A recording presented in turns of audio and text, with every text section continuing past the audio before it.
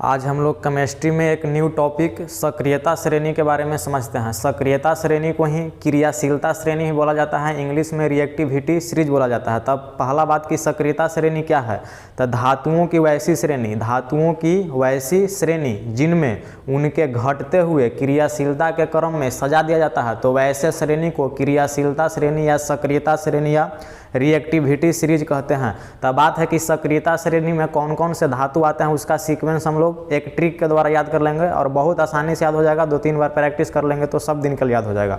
तो देखिएगा, सक्रियता श्रेणी में सबसे ऊपर जो धातु रहता है वो पोटेशियम रहता है। सक्रियता श्रेणी में सबसे ऊपर जो धातु रहता है वो क्या रहता है, पोटेशियम रहता है। तो हम कह सकते हैं कि सबसे अधिक क्रियाशील धातु कौन है, तो पोटेशियम है। सबसे अधिक क्रियाशील धातु कौन है, तो पोटेशियम है। और धातुओं की क्रियाशीलता श्रेणी में सबसे नीचे रहता है प्लेटिनम। तो हम कह सकते हैं कि सबसे कम क्रियाशील धातु कौन है, प्लेटिनम। लेकिन अगर प्लेटिनम न रहे तो हम सबसे कम क्रियाशील धातु सोना को कह सकते हैं। तो अगर पूछा जाए कि सबसे अधिक क्रियाशील धातु कौन है, तो पोटेशियम। सबसे अधिक क्रियाशील धातु पोटेशियम।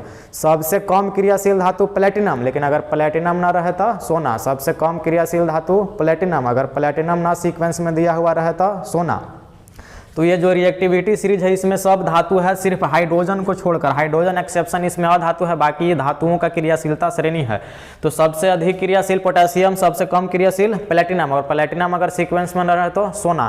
तो अब बात है कि इस सीरीज को कैसे याद कर सकते हैं, क्यों? क्योंकि एक क्वेश्चन ऐसा आता है कि इनमें से कौन सबसे अधिक क्रियाशील धातु है। कोई 4 गो ऑप्शन दे देगा, पूछेगा कि सबसे ज्यादा क्रियाशील धातु कौन है, या कोई 4 गो ऑप्शन देकर पूछेगा कि सबसे कम क्रियाशील धातु कौन है।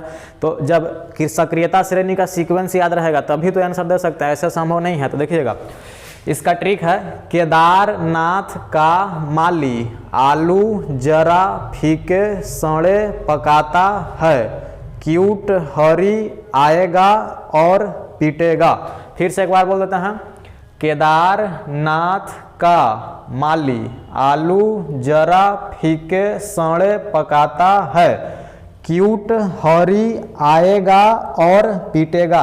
यानी जो ऊपर है उसका क्रियाशीलता ज़्यादा हो जाएगा और जो नीचे है उसका क्रियाशीलता कम हो जाएगा। यानी कि ऊपर से नीचे धातुओं का क्रियाशीलता घटता हुआ लिखा हुआ है कि धातुओं क्रियाशीलता, धातु घटते हुए क्रियाशीलता ऊपर से नीचे, ऊपर सबसे ज़्यादा क्रियाशील और नीचे सबसे कम क्रियाशील। कर लेंगे, 2-3 बार प्रैक्टिस कर लेंगे, याद हो जाएगा। जैसे केदार यानी कि के, तो पोटेशियम, नाथ यानी कि Na, तो सोडियम, का यानी कि Ca, तो कैल्शियम, माली यानी कि Mg, तो मैग्नीशियम, आलू तो Al, एल्युमिनियम, जरा तो Zn, जिंक, फीके तो Fe, लोहा या इंग्लिश में इसको आयरन कहते हैं, सड़े तो Sn, टीन, पकाता तो Pb, लेड या शीशा, है से हाइड्रोजन, क्यूट से कॉपर, Cu, तांबा, हरी से Hg यानी कि पारा या हिंदी में इसको मरकरी कहते हैं, आएगा माने Ag, तो Ag सिल्वर या चांदी, और माने कि Au सोना यानी गोल्ड, और पीटेगा माने कि पीटी, तो इसका अर्थ हुआ प्लेटिनम। तो ये आपका ट्रिक है, केदारनाथ का माली आलू जरा फीके सड़े पकाता है,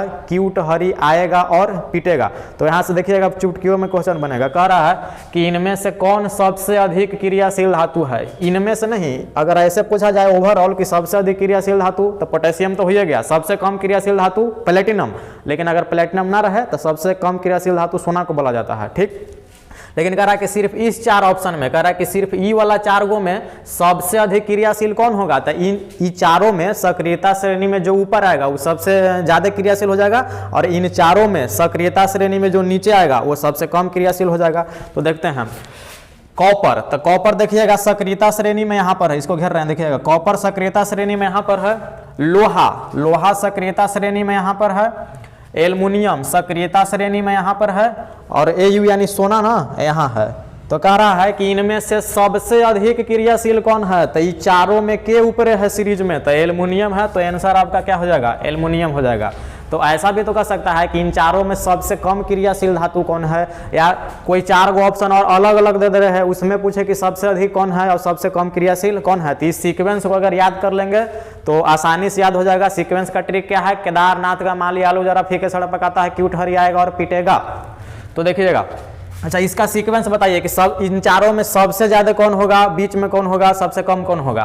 तो देखिएगा सबसे ज्यादा क्रियाशीलता किसका हो जाएगा, एल्युमिनियम का। सबसे ज्यादा इसमें क्रियाशीलता एल्युमिनियम का।